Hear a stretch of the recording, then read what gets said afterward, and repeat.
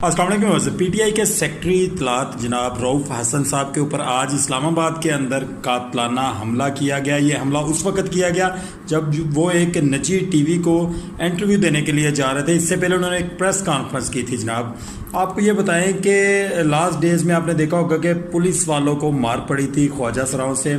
ख्वाजा सराओं ने ये कोई पहला वाक़या नहीं किया जनाब, इससे पहले समी इब्राहिम के ऊपर भी ऐसे ही हमला किया गया था इस्लामाबाद के अंदर, और आज वो वाक़या दोहराया गया। और जनाब एक उसमें से ख्वाजा सरा ने चादर पहनी हुई थी जिसने, अब मेरा ख्याल है कि जनाब वो हमला किया और उसने ही चाकू का और ब्लेड का इस्तेमाल किया और उनके शाहरा के करीब भी ज़ख्मों के निशान पाए गए हैं। जनाब कब हमारी पुलिस इन जो ख्वाजा सराओं की शक्ल में मर्द घूम रहे हैं इनको कब कंट्रोल करेगी, इनको कब लगाम डालेगी, कब पाकिस्तानी अवाम को सुकून मिलेगा इन लोगों से, इनसे जान छुड़ाई जाए और इनको जो है कैरपोरेट